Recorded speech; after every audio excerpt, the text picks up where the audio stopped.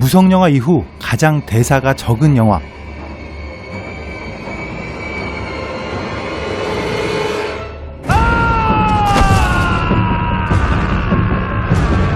살아남기 위해서는 침묵해야만 하는 소리 없는 공포.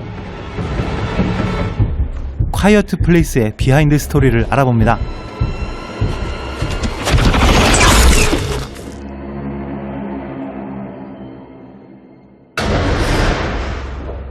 소리 없는 공포라는 이 영화의 컨셉답게 이 영화의 원래 각본에는 대사라고 할 만한 게 단 한 번밖에 없었다고 합니다. 무성영화 이후에 대사의 분량이 가장 적은 영화라 해도 과언이 아닌데요. 실제 영화에서는 목소리로 나누는 실질적인 대사가 딱 2번 등장합니다. 나머지 장면에서는 모두 수화나 몸짓으로 대화가 이루어지죠. 영화 제작이 거의 마무리될 때까지만 해도 수화로 이루어지는 대화는 원래 별도의 자막을 넣을 계획이 없었다고 합니다. 영화의 상황만으로도 충분히 대화의 내용이 관객들에게 전달될 거라 생각했기 때문인데요. 하지만 일부 중요한 대화의 의미가 관객들에게 전혀 전달되지 않는 걸 알게 됐고요. 해당 장면에만 자막을 넣을 수가 없어서 결국 수화로 된 모든 장면에 자막이 들어가게 되었습니다.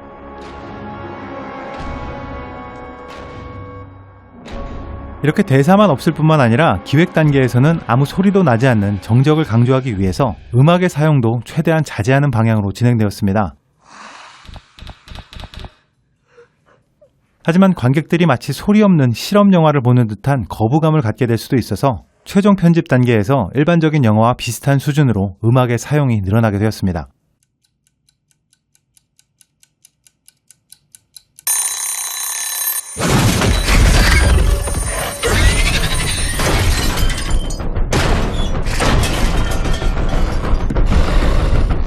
하지만 영화의 소리 자체는 최대한 실질적으로 담아내기 위해서 많은 노력을 기울였다고 하는데요.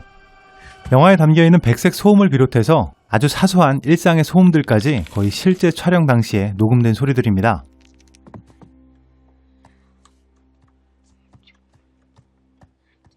지금 보시는 장면에서 담요에 주사위를 굴리는 소리나 말을 움직이는 소리들도 실제 녹음된 소리를 후작업 과정에서 더욱 증폭시킨 거죠. 이렇게 아주 작은 소리들을 직접 녹음해서 증폭시키는 촬영 방식 때문에 촬영 당시에 큐사인이 떨어지면 영화의 모든 스태프들은 촬영을 마칠 때까지 절대 움직이거나 심지어 큰 소리로 숨도 쉴 수 없었다고 전해집니다. 지금 보시는 장면이 실제 촬영의 한 부분인데요. 정말 스태프들마저도 완전 침묵하는 상태죠. 물론 현실에서 나지 않는 소리, 특히 괴물의 소리는 별도로 만들어낼 수밖에 없었는데요. 괴물의 관절이 움직이는 소리는 야채를 꺾는 소리나 바닷개의 껍질이 부서지는 소리로 만들었다고 합니다.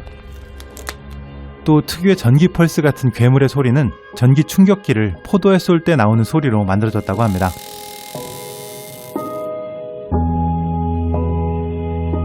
영화에서 청각장애를 가지고 있는 딸 레건을 연기한 배우 밀리센트 시몬스는 실제로 생후 1년 만에 청력을 완전히 잃어서 귀가 전혀 들리지 않습니다.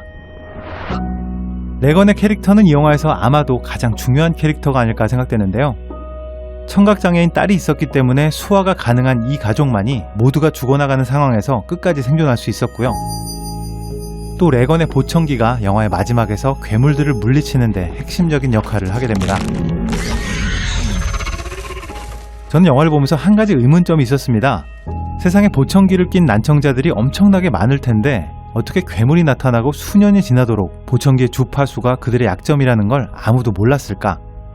그래서 관련된 내용을 좀 조사해 보니까요. 이게 완전히 허무맹랑한 설정은 아닌 것 같습니다. 레건이 귀에 착용하고 있는 장치는 일반적인 보청기가 아니라 인공 와우라고 불리는 장치입니다.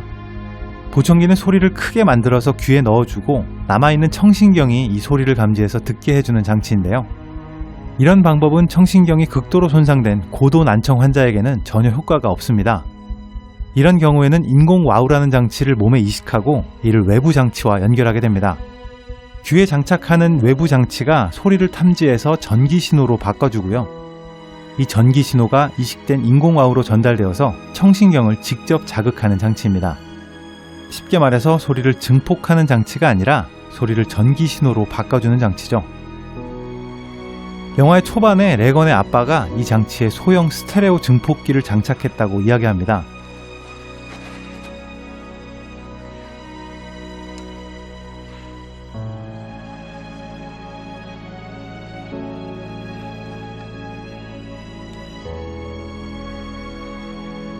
이 증폭기가 어떤 원리인지는 정확하지 않지만 인공 와우의 전기 신호를 일종의 소리로 변환하는 역할을 하지 않았을까 생각되고요.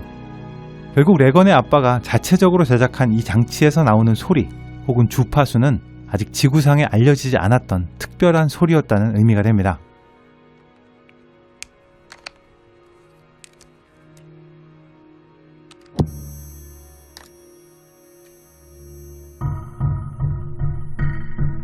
파라마운트에서 제작한 콰이어트 플레이스는 원래 다른 영화의 속편으로 제작될 뻔했었습니다.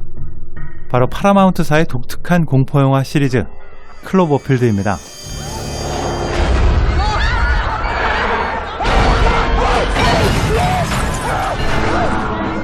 어릴 적부터 무성영화를 즐겨봤던 영화의 원작자인 스콧 백과 브라이언 우즈는 농장에서 자란 자신들의 경험을 바탕으로 15장 분량의 컨셉 스크립트를 작성했습니다.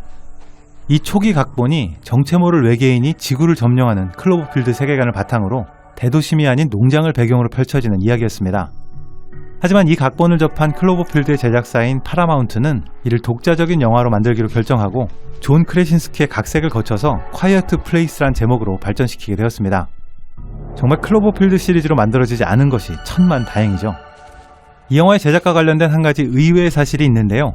이 영화의 제작자가 마이클 베이라는 사실입니다. 천하의 폭발 성애자 마이클 베이 감독님께서 어떻게 소리가 나지 않는 이 영화의 제작자일까 궁금해하실 분도 계실지 모르겠는데요. 마이클 베이는 오래된 호러 영화의 판권을 사들여서 새롭게 리메이크 혹은 리부트하는 전문 프로덕션인 플래티넘 듄스라는 영화사의 공동 설립자입니다. 2003년에 텍사스 전기톱 연쇄살인 사건의 리메이크를 시작으로 13일의 금요일 나이트메어 같은 호러 영화의 고전들을 리부트해서 적은 투자 비용으로 큰 흥행을 기록하는 가성비 최강의 영화들을 제작하고 있는데요. 이제는 리메이크뿐만 아니라 퍼지 시리즈 같은 독자적인 호러 영화들도 상업적으로 큰 성공을 거두고 있습니다. 콰이어트 플레이스는 1,700만 불의 제작비로 전세계 3억 3천만 불의 흥행을 기록하면서 플래티넘 듄스가 만든 호러 영화 중에서 가장 흥행한 영화일 뿐만 아니라 메타스코어 82점, 로트토마토 95%로 마이클 베이가 제작한 모든 영화를 통틀어서 작품과 완성도 면에서 가장 인정받는 영화가 되었습니다. 가성비 최강 영화사답게 콰이어트 플레이스는 2020년 5월 개봉을 목표로 2편 제작이 확정된 상태입니다. 1편의 작가들이 그대로 각본에 참여하고 에밀리 블런트도 복귀한다고 알려져 있는데요. 한간에서는 2편의 내용이 이 정체불명의 괴수들이 처음 출연하게 된 시기를 다룬 일종의 프리퀄로 만들어져서 1편의 주인공이었던 에보트 가족 전체가 다시 나올 거란 예상도 하고 있습니다. 어찌되었건 기발한 설정과 뛰어난 완성도로 평단과 관객 모두의 사랑을 받았던 이 영화가 시리즈화 되면서 제발 망쳐지지만 않았으면 하는 바람입니다. 지금까지 빨간도깨비였습니다.